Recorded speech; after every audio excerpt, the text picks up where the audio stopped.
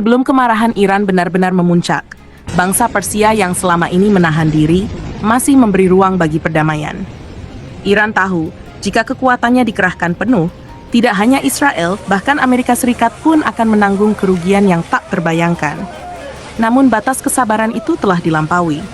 Israel, dengan keberaniannya yang melampaui batas hukum internasional, secara terang-terangan menyerang situs pengayaan nuklir Iran, sebuah fasilitas yang telah disahkan dan diawasi secara resmi oleh Badan Energi Atom Internasional. Serangan ini bukan hanya ilegal, tapi juga merupakan pelecehan terhadap kedaulatan negara Iran. Benjamin Netanyahu, Perdana Menteri Israel, menggunakan taktik lama yang telah dipakai Amerika Serikat pada awal tahun 2000 ketika mereka menyerang Irak. Kita tidak bisa lupa bagaimana Presiden Irak, Saddam Hussein, difitnah dengan tuduhan palsu soal senjata pemusnah massal. Tuduhan itu tak pernah terbukti, namun tetap menjadi dasar untuk mengeksekusi seorang pemimpin negara yang berdaulat. Dunia menyaksikan kebohongan itu dan tetap diam. Kini, Netanyahu meniru taktik Amerika. Dengan membangun narasi dusta, ia menyerang Iran, menuduh Iran tanpa bukti yang valid, dan mengundang bala bantuan dari Amerika Serikat. Ini adalah skenario busuk yang berulang. Namun kali ini, Iran bukan Irak, dan pemimpinnya bukan Saddam Hussein. Israel sejak awal pendiriannya tidak pernah mematuhi hukum internasional. Berulang kali mereka melanggar resolusi PBB, mencaplok wilayah, membunuh warga sipil, dan tetap mendapat perlindungan dari Barat, khususnya Amerika. Sejak lebih dari 70 tahun terakhir, Israel tidak pernah mendapatkan sanksi serius. Justru kebrutalannya dibiarkan, bahkan difasilitasi. Maka saat Israel secara terbuka menyerang Iran, tentu Iran tidak akan diam. Untuk pertama kalinya dalam sejarah, Iran mulai menunjukkan sebagian kekuatannya. Ratusan rudal diluncurkan dari wilayah Iran, menghantam sistem pertahanan berlapis Israel yang selama ini digadang sebagai salah satu yang tercanggih di dunia. Namun bagi Iran, itu baru sekadar serangan awal.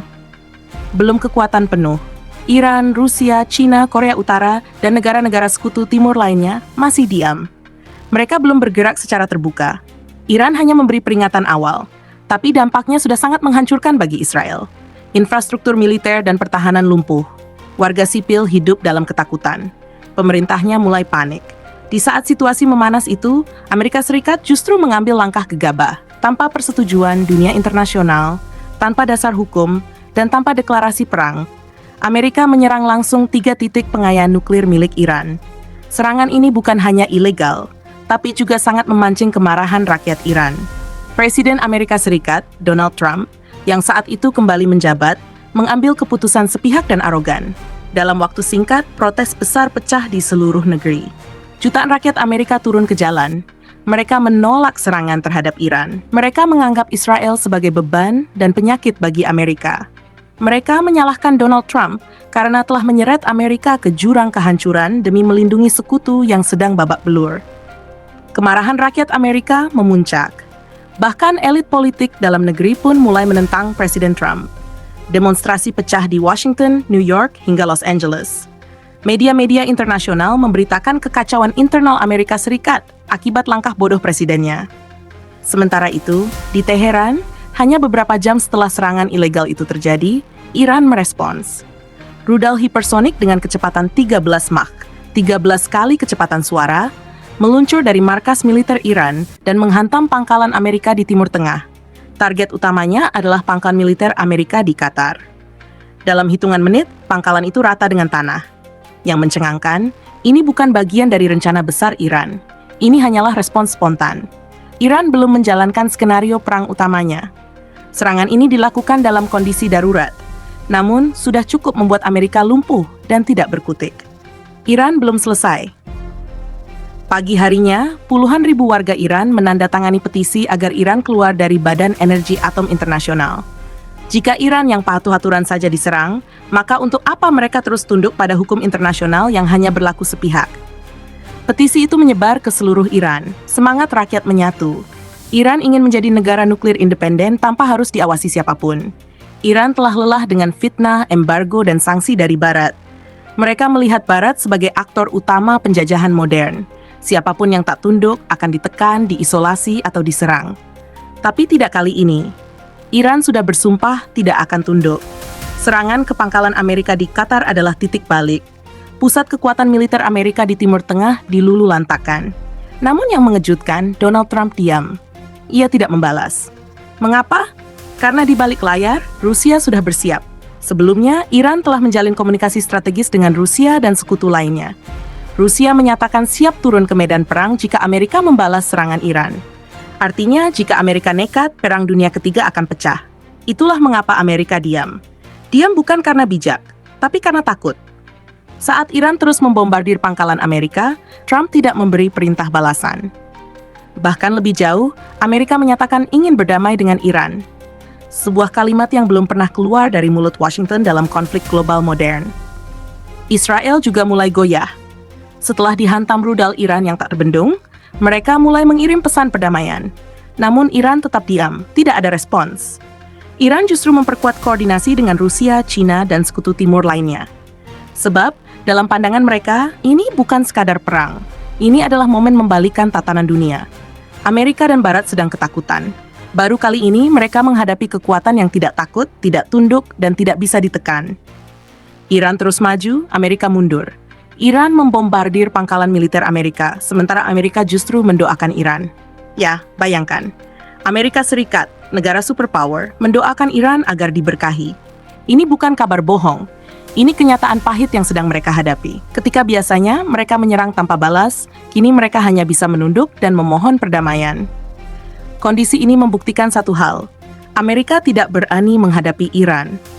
Jika yang mereka hadapi adalah negara lain, perang sudah selesai. Tapi karena ini Iran dengan Rusia dan China di belakangnya, Amerika hanya bisa mundur. Tak berhenti di situ. Iran menutup Selat Hormuz, sebuah jalur penting bagi ekspor dan impor minyak dunia. Akibatnya, harga minyak melonjak, pasar global terguncang. Amerika dan Eropa berada di ambang krisis ekonomi besar. Jika negara lain yang menutup Selat Hormuz, Amerika pasti langsung menginvasi. Tapi karena ini Iran, Amerika hanya bisa menonton. Mereka tak bisa berbuat apa-apa. Iran belum puas. Mereka masih menyusun strategi besar untuk menjatuhkan dominasi Barat. Saat ini, Rusia telah menyatakan dukungan penuh, begitu pula dengan China, Korea Utara, dan Pakistan. Mereka telah mengesahkan Amerika sebagai target sah untuk serangan berikutnya. Status darurat telah diberlakukan di seluruh kota besar Amerika. Washington, New York, Los Angeles, semua siaga 1. Rakyat Amerika kini mulai sadar bahwa musuh yang mereka hadapi bukan lagi kelompok kecil, tapi poros timur yang kuat dan bersatu. Iran telah bersumpah akan membuat Amerika menyesal seumur hidup. Tidak hanya karena serangan itu, tetapi karena penghinaan bertahun-tahun terhadap bangsa Persia. Iran tidak akan tunduk, tidak akan diam. Mereka akan membuktikan bahwa dunia timur tak bisa terus-terusan ditindas. Kini, seluruh sekutu timur, Iran, Rusia, China, Korea Utara, Pakistan, sedang menyusun satu strategi, menjatuhkan dominasi Barat. Dan ini bukan ancaman kosong. Dunia sedang menyaksikan pergeseran kekuasaan terbesar dalam sejarah modern. Iran berada di garis depan. Amerika kini hanya bisa berdoa dan berharap. Sebab sekali saja Iran memutuskan menjalankan serangan besar-besaran, tidak akan ada lagi jalan kembali. Di sisi lain, dunia kini memasuki fase paling mencekam dalam sejarah modern. Iran, negara yang selama ini ditekan dan difitnah, kini telah mendapatkan senjata nuklir pemusnah massal dari para sekutunya di timur. Rusia, Tiongkok, Korea Utara, dan sejumlah negara kuat lainnya dari blok timur telah menggelar perundingan tertutup. Hasilnya, satu keputusan bulat. Jika Amerika Serikat berani membalas Iran, maka kekuatan timur akan bertindak bersama. Mereka siap menggempur habis-habisan Israel, Amerika, dan seluruh Eropa, termasuk NATO. Dunia Barat kini diambang kehancuran besar-besaran. Di Washington, tekanan datang dari dalam negeri sendiri. Rakyat Amerika yang mulai sadar akan bahaya yang mengintai, mendesak pemerintah untuk segera meninggalkan Israel, yang saat ini tengah sekarat, babak belur, dan tak lagi berdaya menghadapi gelombang rudal-rudal Iran. Donald Trump, sang presiden Amerika, bersama para pejabat tinggi, kini terjebak dalam dua pilihan pahit. Pertama, tetap mendukung Israel, dengan konsekuensi Iran dan seluruh sekutunya akan melancarkan serangan mematikan ke seluruh kota besar Amerika dan melenyapkan Israel dari peta dunia. Atau, pilihan kedua, meninggalkan Israel yang kini sudah setengah mati dihujani rudal-rudal tua Iran. Padahal Iran bahkan belum mengerahkan teknologi canggihnya. Dan mayoritas rakyat Amerika memilih yang kedua, meninggalkan Israel demi menyelamatkan Amerika dari kehancuran total. Kini, Israel akan menghadapi situasi paling sulit dalam sejarahnya.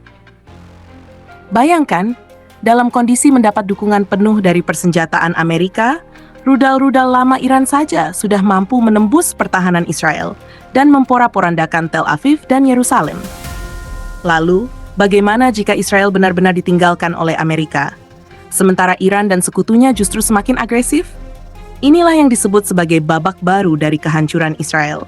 Dan bila Israel benar-benar runtuh, maka Palestina akan bangkit. Setelah 77 tahun dijajah, sejak tahun 1948, kini tanah itu akan kembali ke tangan yang sah, rakyat Palestina. Perjalanan panjang penindasan itu mungkin akan segera berakhir, karena dunia telah melihat siapa yang sebenarnya brutal dan siapa yang telah menahan sabar selama ini. Sebelum meninggalkan tayangan ini, silahkan Anda subscribe channel Yeterial ini agar Anda tetap mendapatkan update berita dalam negeri hingga berita dunia lainnya. By Yeterial.